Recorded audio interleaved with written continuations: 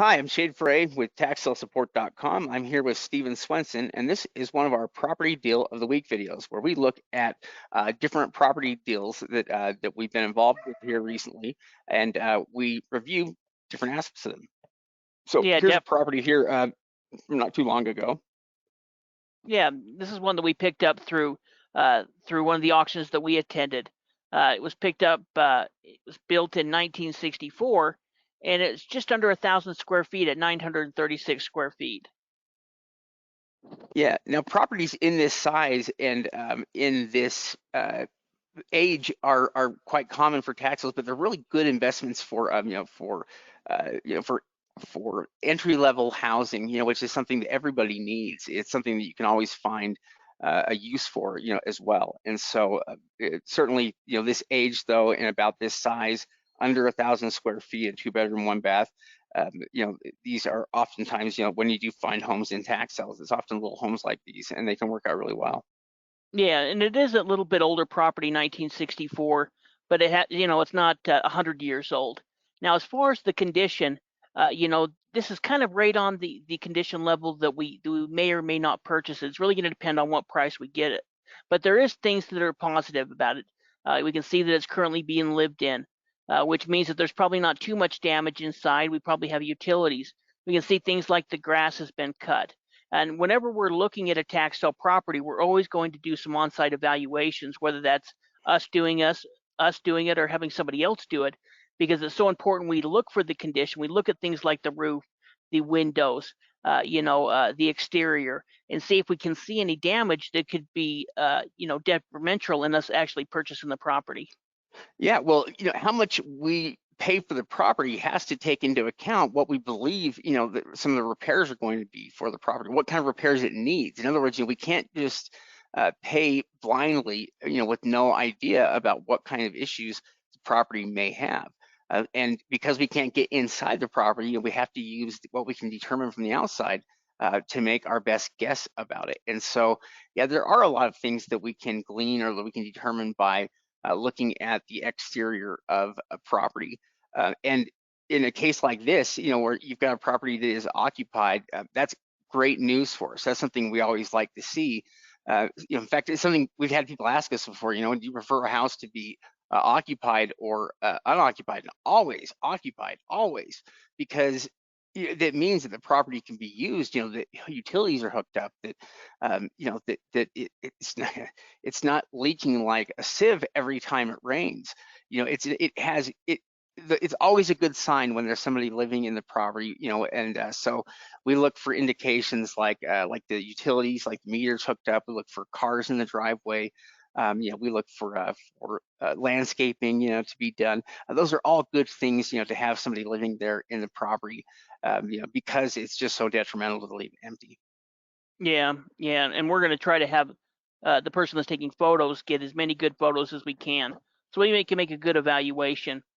Another thing about this house is there was some nice homes next to it. So, there was some decent looking homes. There wasn't a bunch of junk on the street. This was kind of the home that needed a little bit work. But you can see that we only paid $4,000 for it. So when we're paying $4,000, this is probably worth about 65. We're picking it up for such a low dollar that we have a huge amount of flexibility with it. In fact, this particular property, we're offering it up through wholesaling.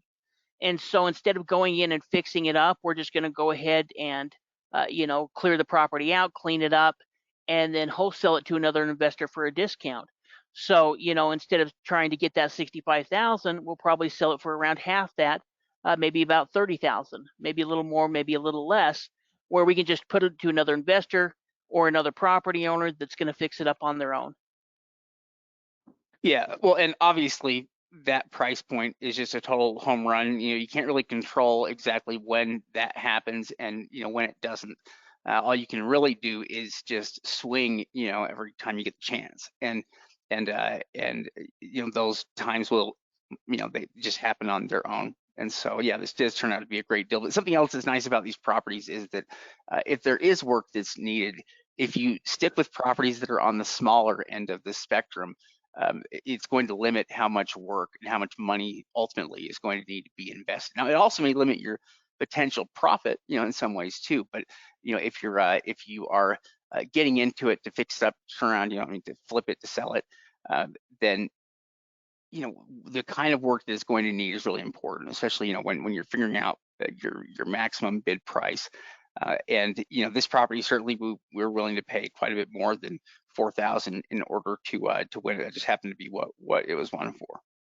Yeah, yeah, I think you're completely right about that. I think one of the kind of the scariest properties for me, home-wise, is a home that was built between 1900 and 1920. That's like 2,000 square feet. Because her 2,500 square feet has a bunch of stories or anything like that. Because unless that property's been occupied and cared for over the years, we don't know what type of damage can be done. And if you're looking at 800 square feet, even needing to tear out some walls and adding more sheetrock and paint and things like that, that's going to be minimal to trying to do a 2,500 square foot house that is 100 years old. So the fact that this is a little bit older, in the 60s, that's still going to be workable for us. And especially at the price that we pick it up, it becomes kind of a no-brainer because we have so many options in either fixing it and selling it, doing a lipstick rehab, or offering it through a wholesale or even something like seller finance. Yeah, I think the scariest properties to me are the ones from that time era. I mean, really anything before about the 1930s, it can be pretty.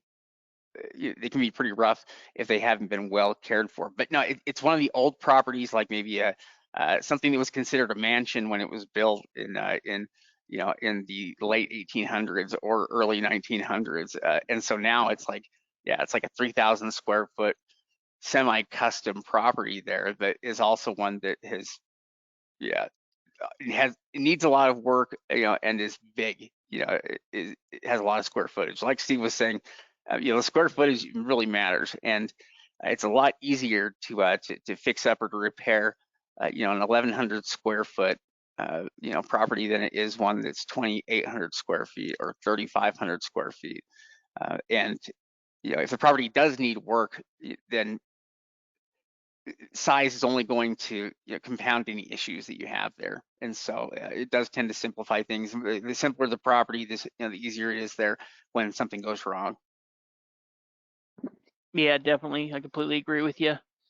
Now, if you're interested in our training, go ahead and check out our website, taxsalesupport.com, and please subscribe, like, comment.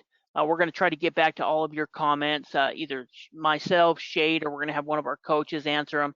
So you'll have actual experts going through and answering any of your questions. But our membership program is probably one of the best deals. In fact, we think it's at least the best value for tax sale education. You can get involved monthly.